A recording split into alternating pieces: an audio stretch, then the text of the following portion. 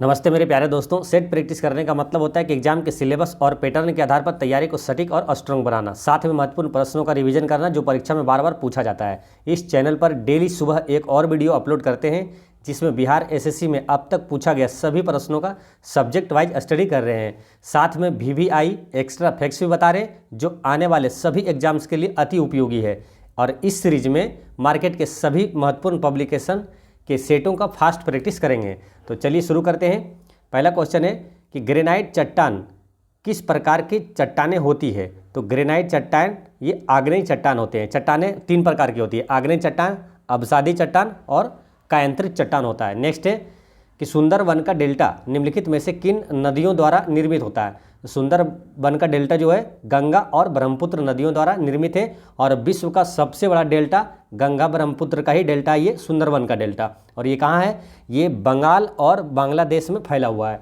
Next question है कि भारतीय संविधान का कौन सा अनुच्छेद यह बताता है कि एक भारतीय नागरिक को किसी भी रेस्तरां, सड़क या सार्वजनिक स्थान का उपयोग करने का अधिकार है। तो इसका करेक्ट आंसर है अनुच्छेद 15 का 2 में यह दिया हुआ है कि भारतीय नागरिक को किसी भी रेस्तरां, सड़क या सार्वजनिक स्थान का उपयोग करने का अधिकार है। और अनुच्छेद 15 में है क्या है? तो धर्म, जाति और लिंग के आधार पर विभेद नहीं करता है ना। विभेद नहीं करना है यानी कि धर्म, जाति और लिंग के आधार पर विभेद प्रतिनिषेध है। तो ये ध्यान रखना। नेक्स्ट है कि निम्नलिखित किन देशों के समूह से भूमध्य रेखा गुजरती है। तो भूमध्य रेखा गुजरती है कोलंबिया, केन्या और इंडोनेशिया से होकर भूमध्य रेखा गुजरती है, ये ऑप्शन के अनुसार से। लेकिन भूमध्य रेखा कुल 13 देशों से गुजरती है, ये भी याद रखना है। नेक्स्ट है कि निम्नलिखित में से कौन सा देश आसियान का सदस्य नहीं है। तो इसमें से बांग्लादेश जो है ये आसियान का सदस्य नहीं है, बाकी वियतनाम, ब्रुनई और म्यांमार ये सब आसियान का सदस्य है। नेक्स्ट है कि मैकमोहन रेखा भारत तथा किस देश के बीच सीमा रेखा है। तो मैकमोहन रेखा है भारत और चीन के बीच सीमा रेखा है। और भारत और पाकिस्तान के बीच कौन सा रेखा सीमा रेखा है? तो वो है रेड क्लिफ रेखा है। और एक है ये पूछा जाता है अफगानिस्तान और पाकिस्तान के बीच कौन सा सीमा रेखा है? तो डूरंड रेखा है। नेक्स्ट है कि आंग सान सू की जो NLD की नेत्री है किस देश से संबंध रखती है। तो आंग सान सू की जो है ये है म्यांमार की है। ठीक है, म्यांमार की राजधानी का नई पेताब और म्यांमार की मुद्रा का नाम क्या है? कयात। नेक्स्ट क्वेश्चन है कि एडमिरल कप का संबंध किस खेल से है। तो एडमिरल कप का संबंध है ये नौका दौड़ से संबंधित है। विश्व कप क्रिकेट जो 2023 के दौरान यूनिसेफ के सद्भावना राजदूत के लिए भारत की यात्रा पर आए इंग्लैंड के पूर्व कप्तान डेविड बेकहम किस खेल से संबंधित है। तो डेविड बेकहम जो है ये संबंधित है, फुटबॉल खिलाड़ी थे ये। नेक्स्ट क्वेश्चन है निम्नलिखित में से संघाई सहयोग संगठन का एक सदस्य देश कौन सा है। तो संघाई सहयोग संगठन का सदस्य देश है इसमें से ईरान है। नेक्स्ट क्वेश्चन है कि why I am a Hindu ये पुस्तक के लेखक कौन है। Why I am a Hindu के पुस्तक के लेखक है शशि थरूर। पेरू की राजधानी कहाँ है। तो पेरू की राजधानी है लीमा। नेक्स्ट क्वेश्चन है कि इजराइल देश की मुद्रा का नाम क्या है। तो इजराइल देश की मुद्रा का नाम है ये न्यू शकेल। ठीक है, इसे याद रख लेना, न्यू शकल तो याद रहेगा ना। इजराइल देश की मुद्रा का नाम है न्यू शकल और इजराइल की राजधानी कहाँ है? जेरूसलम है। नेक्स्ट क्वेश्चन है क्वेश्चन नंबर है 14। क्वेश्चन नंबर 14 में किस खिलाड़ी को प्रथम राजीव गांधी खेल रत्न पुरस्कार दिया गया था। तो राजीव गांधी खेल रत्न पुरस्कार सबसे पहले किसको? विश्वनाथन आनंद को मिला, ये शतरंज खिलाड़ी है। नेक्स्ट है कि भूमि के ऊपरी भाग में गहराई बढ़ने के साथ साथ वर्तमान में तापमान में क्रमिक वृद्धि की दर लगभग 1.5 प्रति किलोमीटर होती है। देखिए भूमि के ऊपरी भाग में या गहराई बढ़ने के साथ साथ तापमान में क्रमिक वृद्धि की दर लगभग कितनी होती है। तो ये लगभग होता है 35 डिग्री सेल्सियस प्रति किलोमीटर होता है। देखिए ऐसे समझ लीजिए कि पृथ्वी के भीतर प्रति 32 मीटर की गहराई पर 1 डिग्री सेल्सियस तापमान में वृद्धि होती है। ठीक है, और पृथ्वी के ऊपरी भाग में 165 मीटर ऊंचाई जाने पर 1 डिग्री सेल्सियस की तापमान की कमी होती है। नेक्स्ट है क्वेश्चन नंबर, अब जीके और साइंस का क्वेश्चन आता है क्वेश्चन नंबर से 31 से आता है ना। क्वेश्चन नंबर 31 में है कि पहचानिए कि निम्नलिखित में से कौन सा कथन सही है। तो इसमें से कौन सा कथन सही है ये पहचानना है। तो इसमें है क्या, Hindustan copper limited, Hindustan copper limited को 9 नवंबर 1967 को निगमित किया गया था, तो ये सही है, ठीक है, ये सही है। और दूसरा है कि खेतड़ी कॉपर कॉम्प्लेक्स, ये राजस्थान में स्थित है, ये भी सही है, खेतड़ी राजस्थान में है। और तीसरा है कि मिनरल एक्सप्लोरेशन कंसल्टेंसी लिमिटेड का मुख्यालय जयपुर में है, ये गलत है, यानी 1 और 2 सही है, इसका करेक्ट आंसर डी हो जाता है। नेक्स्ट है कि भारत में राष्ट्रीय निवेश कोष के संबंध में निम्नलिखित में से कौन सा कथन सही है। तो भारत में राष्ट्रीय निवेश कोष के संबंध में कौन सा इसमें सही है। तो इसमें पहला है कि इसे 2005 में बनाया गया, ये सही है। और दूसरा है कि इसकी वार्षिक आय के 75% का उपयोग स्वास्थ्य, शिक्षा और रोजगार को प्रोत्साहित करने वाली योजनाओं में किया जाना था, तो ये भी सही है। तो इसका और ये है कि इसे 2018 में भंग कर दिया गया, ये गलत है ना, तो 1 और 2 सही है। तो इस तरह इसका आंसर क्या हो जाएगा, ऑप्शन में देखते हैं। और 1 और 2 सही हुआ था, तो इसका करेक्ट आंसर होता है ऑप्शन नंबर सी।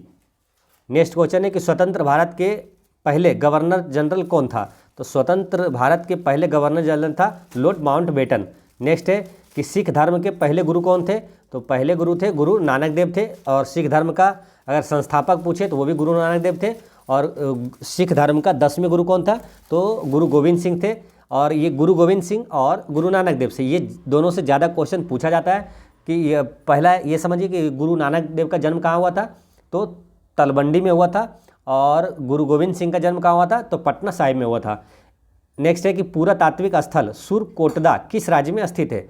तो ये सुरकोटदा जो है ये स्थित है गुजरात में, ठीक है। और जो हड़प्पा सभ्यता का जो बंदरगाह था एक लोथल, वो भी कहाँ है, वो गुजरात में है। नेक्स्ट है कि भारत में सिजदा प्रथा किसने शुरू किया था।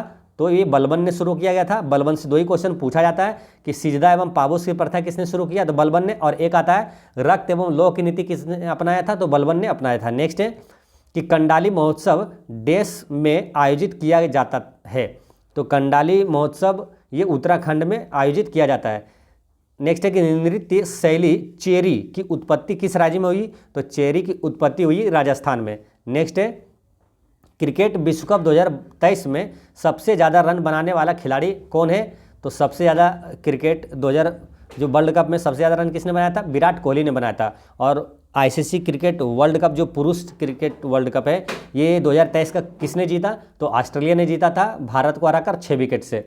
नेक्स्ट है कि हाल ही में प्रसिद्ध हिंदी लेखिका पुष्पा भारती 2023 का कौन सा साहित्य सम्मान प्रदान किया गया। तो पुष्पा भारती को कौन सा सम्मान मिला था, तो व्यास सम्मान दिया गया था। नेक्स्ट है कि भारत के पहले दलित मुख्य सूचना आयुक्त है। तो भारत के पहले दलित मुख्य सूचना आयुक्त हैं, इसका करेक्ट आंसर है ये हीरालाल समरिया। नेक्स्ट है कि कर्मचारी राज्य बीमा निगम इनमें से किससे संबंधित कर्मचारियों को चिकित्सा लाभ के संबंध में सामाजिक सुरक्षा प्रदान नहीं करता है। तो इसका करेक्ट आंसर है बहुराष्ट्रीय निगम। नेक्स्ट है कि भारतीय राष्ट्रीय कांग्रेस के अधिवेशन में भारतीय राष्ट्रगान पहली बार किस वर्ष गाया गया था। तो राष्ट्रगान पहली बार कब गाया गया था, तो 1911 के कोलकाता अधिवेशन में गाया गया था। दोस्तों तैयारी करने का शानदार तरीका ये होता है कि जब भी आप पढ़ें आपके सामने जो क्वेश्चन आए उससे रिलेटेड जो भी इंपॉर्टेंट क्वेश्चन है आप निश्चित रूप से उसे रिवाइज कर लें। हम अभी क्या है सभी महत्वपूर्ण पब्लिकेशन के प्रैक्टिस सेटों का इसमें फास्ट प्रैक्टिस करवा देंगे। और क्योंकि डिटेल में हम सुबह वाली वीडियो में डिटेल्स इंपॉर्टेंट वीवीआई क्वेश्चंस बता रहे हैं, जो भी क्वेश्चन आ रहा है जहां से क्वेश्चन पूछा जाता है उसी चैप्टर से वहीं से जितने इंपॉर्टेंट क्वेश्चन पूछा जाता है सब मैं बताता हूं सुबह वाली वीडियो में। इसलिए अभी हम सिर्फ फास्ट प्रैक्टिस जीके और साइंस का सभी पब्लिकेशन का आपको यहाँ पर फास्ट रिवीजन करवा देंगे, दिखा देंगे हाँ ये सब क्वेश्चन इंपॉर्टेंट जो है एक्सपेक्टेड होता है और आप देख लेंगे सभी। तो इससे क्या होगा आपको कम समय में अच्छे जीके जीएस का दिमाग में क्या होगा क्विक रिवीजन हो जाएगा, ठीक है। अब जैसे भारतीय राष्ट्रीय कांग्रेस से कई इंपॉर्टेंट क्वेश्चन एग्जाम में पूछा जाता है। जैसे भारतीय राष्ट्रीय कांग्रेस की स्थापना कब हुआ था, 1885 में। उस समय वायसराय कौन था, लॉर्ड डफरिन था। भारतीय राष्ट्रीय कांग्रेस का स्थापना किसने किया था, तो क्या था A.O. ह्यूम है ना, A.O. ह्यूम ने किया था। और पहला अध्यक्ष था W.C. बनर्जी। और भारतीय राष्ट्रीय कांग्रेस के पहले मुस्लिम अध्यक्ष कौन थे, तो बदरुद्दीन तैयब जी। भारतीय राष्ट्रीय कांग्रेस के पहला महिला अध्यक्ष कौन था? तो एनी बेसेंट थी। ये क्वेश्चन पूछा जाता है। एक इंपॉर्टेंट ये आ जाता है, अगर देखिए भारतीय राष्ट्रीय कांग्रेस की महिला अध्यक्ष पूछी तो एनी बेसेंट, अगर पूछे भारतीय राष्ट्रीय कांग्रेस की पहली भारतीय महिला अध्यक्ष कौन थी तो वो हो जाता है सरोजिनी नायडू, और पहला अंग्रेज अध्यक्ष जॉर्ज यूले। तो ये सारे चीज़ें आपको याद रखना है। नेक्स्ट है कि माइकल ओ डायर की हत्या किस भारतीय क्रांतिकारी ने किया था? तो माइकल ओ डायर बोले या जनरल डायर जो बोले, जो जालियांवाला बाग हत्याकांड का जो गोली चलाने का आदेश दिया था, उसकी हत्या किसने करवाया था? उधम सिंह ने करवाया था। ठीक है, अब गोली चलाने में इसी तरह एक और आ जाता है जिसमें कन्फ्यूजन होता है।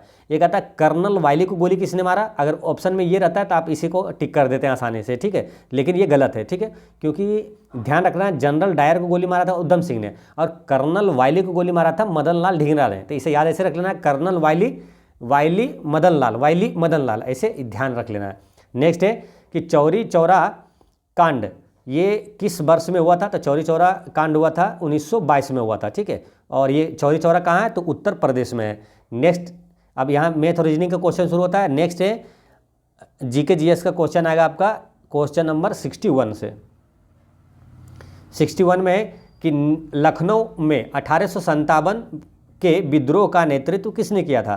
तो लखनऊ में 1857 की क्रांति का विद्रोह किया था बेगम हजरत महल ने किया था। और बिहार से किसने किया था? तो बाबू कुंवर सिंह ने किया था।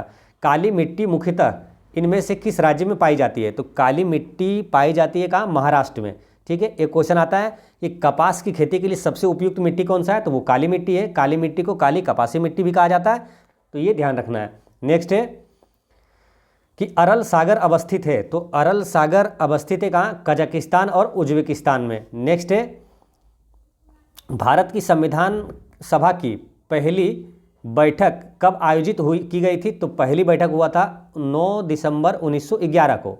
ठीक है, और फिर हुआ था 11 दिसंबर 1946 को। ठीक है, और यहाँ से दो क्वेश्चन और आता है कि संविधान सभा के पहले वो अस्थायी अध्यक्ष थे कौन थे? तो डॉक्टर सच्चिदानंद सिन्हा थे, और अस्थायी अध्यक्ष थे डॉक्टर राजेंद्र प्रसाद। नेक्स्ट है कि देश किसी विधेयक को धन विधेयक घोषित करने का निर्णय लेता है, यानी कोई विधेयक धन विधेयक है या नहीं है, इसका निर्णय कौन लेता है? लोकसभा के अध्यक्ष। लोकसभा के पहला अध्यक्ष कौन थे? जीवी मावलंकर। अब वर्तमान में भी कौन है? ओम बिड़ला। नेक्स्ट है कि भारतीय संविधान में फर्स्ट पास्ट द पोस्ट सर्वाधिक मत प्राप्त व्यक्ति की विजय का प्रावधान किस देश के संविधान से अंगीकृत किया गया है? तो ये ब्रिटेन से अंगीकृत किया गया है। ठीक है, और ब्रिटेन से क्या अंगीकृत किया है?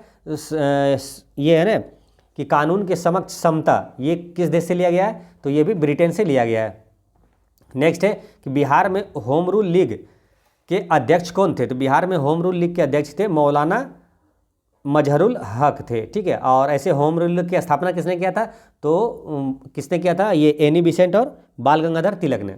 नेक्स्ट है कि 1857 की क्रांति में पटना में विद्रोह का नेतृत्व किसने किया था? तो खास करके अगर पटना की बात करें तो वहाँ से पीर अली ने किया था, है ना। जगदीशपुर से कुंवर सिंह ने किया था। अगर सिंपल क्वेश्चन बिहार से पूछ दे तो कुंवर सिंह ने किया था। नेक्स्ट है कि पंचशील समझौता किन दो देशों के बीच हुआ था? तो ये पंचशील हुआ था भारत और चीन के बीच हुआ था। ठीक है, और पंचशील समझौता कब हुआ था? ये भी क्वेश्चन पूछा जाता है। तो पंचशील हुआ था 1954 में हुआ था। इसे याद ऐसे रख लेना है। देखिए पंचशील, पो से 5 और चो से 4 है ना, 1954 वाला है, ये ध्यान रखना है। इसे रिलेट करके याद रखेंगे, आपको याद रहेगा। जब भी ऑप्शन में आएगा दिमाग में आ जाएगा। पो से 5 और चो से 4, यानी कि 5-4 वाला है ना, 1954 में हुआ था। नेक्स्ट है कि अफीम युद्ध किन के बीच लड़ा गया था? तो अफीम युद्ध लड़ा गया था ब्रिटेन और चीन के बीच लड़ा गया था। नेक्स्ट है कि मानात किस देश की नई मुद्रा है? तो मानात जो है ये अजरबैजान की नई मुद्रा है। नेक्स्ट है कि न्यू संतारा किस देश की नई राजधानी है? तो न्यू संतारा ये है इंडोनेशिया की नई राजधानी। ठीक है, इंडोनेशिया की राजधानी जैसे कि पहले क्या थी? तो इंडोनेशिया की राजधानी जकार्ता। नेक्स्ट है कि निम्नलिखित में से कौन से साध से कथन भारत के पड़ोसी देशों के संदर्भ में सही है? तो कौन सा कथन ये भारत के पड़ोसी देशों के संदर्भ में सही है? तो पहला ऑप्शन है कि भारत ने 2022 में क्षयमान अर्थव्यवस्था को सहारा देने के लिए लगभग $4 बिलियन के अनुदान से मालदीव को सहारा दिया था। तो ये सही है। ठीक है, ये नहीं, ये गलत है ना। भारत ने 2022 में क्षयमान अर्थव्यवस्था को सहारा देने के लिए लगभग $4 बिलियन के अनुदान से मालदीव को सहारा दिया था, ये गलत है। ठीक है। दूसरा है कि श्रीलंका भूटान और बांग्लादेश की तुलना में डॉलर के संदर्भ में भारत का सकल घरेलू उत्पाद सबसे अधिक है। ये केवल 2 सही है, इसका आंसर होता है ऑप्शन नंबर डी। नेक्स्ट है कि किस वर्ष को पहली बार ग्राम सभा वर्ष घोषित किया गया। तो किस वर्ष को पहली बार ग्राम सभा वर्ष घोषित किया गया था? तो 2009-10 को ग्राम सभा वर्ष घोषित किया गया था। ठीक है। और ग्राम पंचायत का गठन किस अनुच्छेद में है? तो अनुच्छेद 40 में है, ये ध्यान रखना है। नेक्स्ट है कि संविधान के निम्नलिखित संशोधनों में से किसके अंतर्गत भारत में महिलाओं के लिए ग्राम पंचायतों में नई 1/3 सीट आरक्षित किया गया है? तो इसका करेक्ट आंसर है ये 73वें संविधान संशोधन के अंतर्गत किया गया था कि भारत में महिलाओं के लिए ग्राम पंचायतों में 1/3 सीट का आरक्षण किया गया था 73वें संविधान संशोधन के तहत। ठीक है। अब यहाँ से कुछ इंपॉर्टेंट क्वेश्चन ध्यान रख लेंगे। जैसे 73वें संविधान संशोधन के तहत ही पंचायती राज व्यवस्था को संवैधानिक दर्जा दिया गया था। ये क्वेश्चन डायरेक्ट पूछ लिया जाता है कि पंचायती राज व्यवस्था को संवैधानिक दर्जा किस संविधान संशोधन के तहत दिया गया था? तो 73वें संविधान संशोधन के तहत। और नगर पालिका को संवैधानिक दर्जा दिया गया था 74वें संविधान संशोधन के तहत। ठीक है। ये ध्यान रखना है। पंचायती राज किस अनुसूची में है? तो 11वीं अनुसूची में, और नगर पालिका 12वीं अनुसूची में है।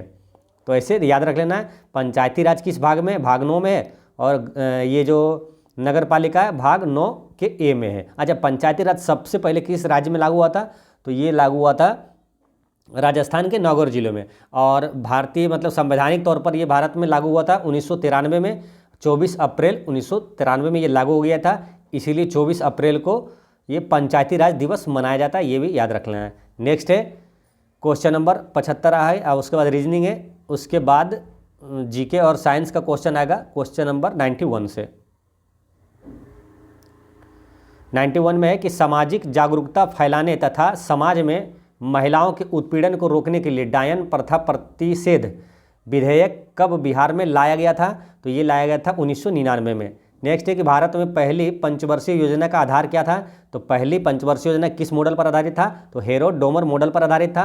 और दूसरी पंचवर्षीय योजना किस मॉडल पर आधारित था? तो पीसी महालनोबिस मॉडल पर आधारित था। काफ़ी बार ये क्वेश्चन पूछा जाता है, काफ़ी इंपॉर्टेंट है ये दोनों, किस मॉडल पर आधारित था। अब पंचायती राज ये पंचवर्षीय योजना से कई इंपॉर्टेंट क्वेश्चन पूछा जाता है। जैसे पहले तो सबका याद रखेंगे, पंचवर्षीय योजना, पहली पंचवर्षीय योजना का कार्यकाल था 1951 से 56, दूसरा 56 से 61, तीसरा 61 से 66 और 66 से 69 योजना अवकाश कहलाया था। 1966 से 69 योजना अवकाश कहा गया।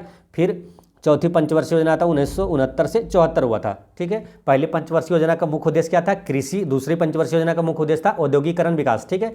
और किस पंचवर्षीय योजना में गरीबी हटाओ का नारा दिया गया था? तो पांचवी पंचवर्षीय योजना में गरीबी हटाओ का नारा दिया गया था। एक क्वेश्चन ये आ जाता है कि जो भिलाई इस्पात संयंत्र है किस पंचवर्षीय योजना में स्थापित हुआ था? तो ये दूसरी पंचवर्षीय योजना में स्थापित हुआ था। याद ऐसे रख लेना। देखिए, भिलाई और राउरकेला, और एक कौन सा है?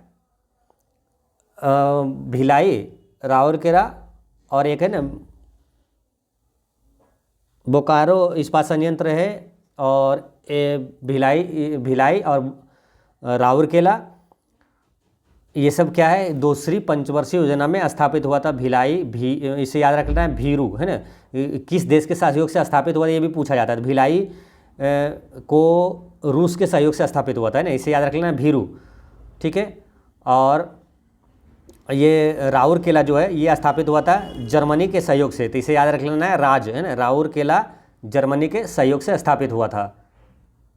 ठीक है, तो इसे याद रख लेना। नेक्स्ट है क्वेश्चन नंबर है 93 कि निम्नलिखित में से कौन भारत में सामुदायिक विकास के मुख्य निर्माता कहलाते हैं? तो सामुदायिक विकास के मुख्य निर्माता है जयप्रकाश नारायण है।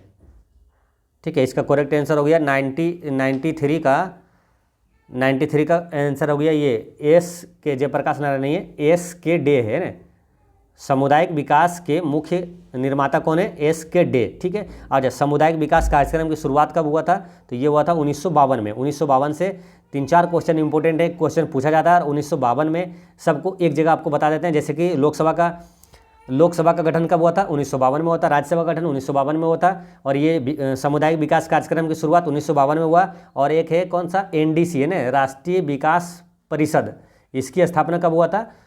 तो वो 1952 में हुआ था। नेक्स्ट है कि भारत सरकार द्वारा नियुक्त तपस मजूमदार समिति का संबंध निम्नलिखित में से किससे था? तो तपस मजूमदार समिति का संबंध ये किससे था?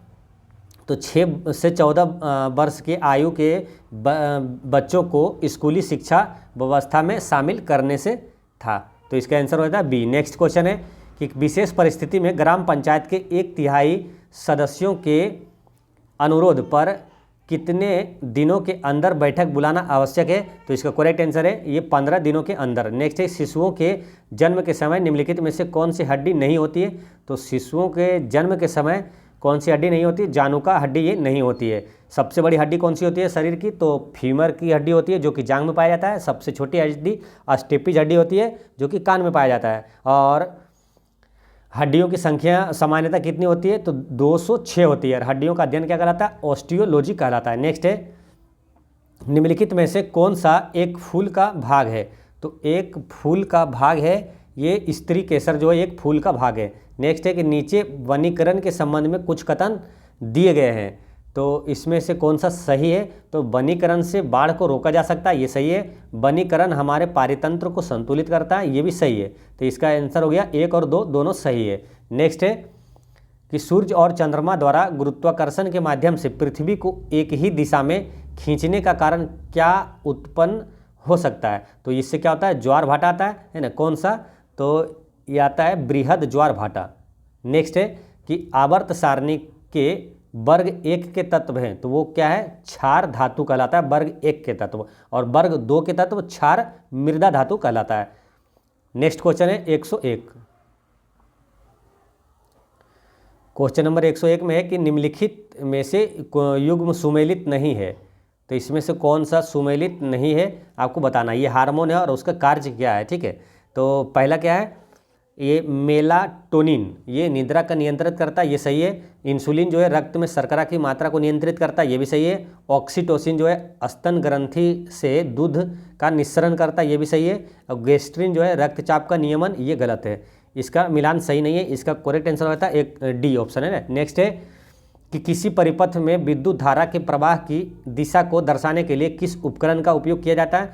तो विद्युत धारा के प्रवाह की दिशा को दर्शाने के लिए प्रयोग किया जाता है किसका? गैल्वेनोमीटर का प्रयोग किया जाता है। नेक्स्ट है कि फ़ारेनहाइट स्केल पर परम शून्य ताप का मान कितना होता है? तो फ़ारेनहाइट स्केल पर परम शून्य ताप का मान होता है 459 है ना, -459.67 फ़ारेनहाइट, ठीक है। अब देखिए फ़ारेनहाइट या केल्विन या तो सेल्सियस, इसमें क्या किसी को आपको मालूम है तो आप एक दूसरे में चेंज कर सकते हैं, इसे याद रख लेना है। C/5 यानी सेल्सियस/5 और K -273/5 बराबर F-32 यानी फ़ारेनहाइट -32/9। इसमें आप एक्सचेंज कर सकते हैं किसी टाइप के क्वेश्चन पूछे तो। और एक क्वेश्चन आता है कि कितने डिग्री पर फ़ारेनहाइट और सेल्सियस का मान समान होता है? तो -40 डिग्री पर समान होता है। नेक्स्ट है कि जब हम आलू यानी कंद का छिलका उतारते हैं तो हम छिलके के रूप में किसे उतारते हैं? तो उतारते हैं कि इसको पेरिडर्म यानी परित्वक को उतारते हैं। नेक्स्ट है कि यह विदित है कि कार्बन मोनोऑक्साइड का प्राणियों पर दुष्प्रभाव होता है क्योंकि इसके कारण ऑक्सीजन परिवहन कम हो जाता है ना, इसके कारण ऑक्सीजन परिवहन कम हो जाता है। और कार्बन मोनोऑक्साइड खतरनाक गैस है, जो गाड़ी मोटर कारों से जो निकलती है खतरनाक गैस, ये सब कार्बन मोनोऑक्साइड निकलता है। नेक्स्ट है क्वेश्चन नंबर अब 100 आएगा 21 से। 121 में है कि किसी द्विविमीय गति में तात्क्षणिक चाल भी शून्य एक धनात्मक नियतांक है। तो इसका करेक्ट आंसर है समान समय अंतरालों में समान पथ दूरियां तय की जाती है। नेक्स्ट है कि अनुप्रस्थ तरंगे क्या है? तो अनुप्रस्थ तरंगे जो है ये इन तरंगों में, अनुप्रस्थ तरंगे क्या है कि इन तरंगों में माध्यम के कण तरंगों के संचरण की दिशा के लंबवत दिशा में कंपन करते हैं। अनुप्रस्थ तरंग जैसे प्रकाश तरंग क्या है, अनुप्रस्थ तरंग है, और ध्वनि तरंग है जो अनुदैर्ध्य तरंग है। नेक्स्ट है कि वर्तमान में CO2 यानी कार्बन डाइऑक्साइड का सांद्रण हमारे वायुमंडल में कितना है, तो इसका करेक्ट आंसर है 390 ppm होते हैं। ठीक है, कार्बन डाइऑक्साइड से 2-3 क्वेश्चन इंपॉर्टेंट पूछा जाता है बार बार, जैसे कि शुष्क बर्फ किसे कहा जाता है, ठोस कार्बन डाइऑक्साइड को कहा जाता है। ठीक है, और आग बुझाने में किस गैस का प्रयोग किया जाता है, ठोस ये कार्बन डाइऑक्साइड का ही प्रयोग किया जाता है। और प्रकाश संश्लेषण में किस गैस की अति आवश्यक होती है, तो कार्बन डाइऑक्साइड की आवश्यकता होती है। और वायुमंडल में कार्बन डाइऑक्साइड की प्रतिशतता कितनी है, तो 0.03% है। नेक्स्ट है कि ZXA आवर्त सारणी के 12वें वर्ग का सदस्य यदि एक अल्फा कण उत्सर्जित करता है तो नया तत्व किस समूह का होगा, तो इसका करेक्ट आंसर है 10वें समूह का होगा। नेक्स्ट है कि रॉबर्ट हुक ने डैश की खोज की, रॉबर्ट हुक ने किसका, कोशिका की खोज किया था। इसी तरह का नाम है रॉबर्ट ब्राउन, रॉबर्ट ब्राउन ने किसका खोज किया था, तो कोशिका के केंद्र की खोज किया था रॉबर्ट ब्राउन ने। नेक्स्ट है कि प्रयोगशाला में ऑक्सीजन गैस बनाने के लिए निम्नलिखित अभिक्रिया प्रयुक्त की जाती है, तो ऑक्सीजन गैस बनाने के लिए निम्नलिखित अभिक्रिया प्रयोग किया जाता है। तो इसमें सही आंसर क्या हो जाएगा कि यह एक अपघटन अभिक्रिया है और तथा ऊष्माक्षेपी प्रकृति की है। नेक्स्ट है क्वेश्चन नंबर 127 कि माइटोकॉन्ड्रिया को विलक्षण कोशिकांग क्यों माना जाता है, तो माइटोकॉन्ड्रिया को विलक्षण कोशिकांग क्यों माना जाता है, क्योंकि इसमें राइबोसोम और DNA होता है। नेक्स्ट है कि जब किसी व्यक्ति को सर्दी जुकाम हो रहा हो तो अब वह क्या नहीं कर सकता है, तो जब सर्दी जुकाम हो रहा हो तो वह इत्र और अगरबत्ती की गंध में विभेद नहीं कर सकता है।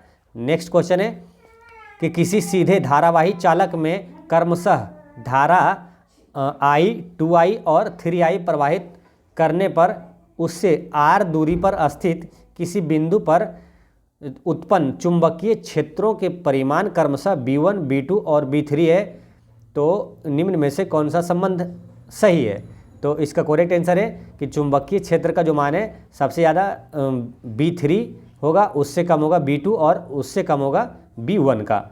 नेक्स्ट है कि मेसनर प्रभाव संबंधित है, तो मेसनर प्रभाव किससे संबंधित है, तो अति चालक से संबंधित है।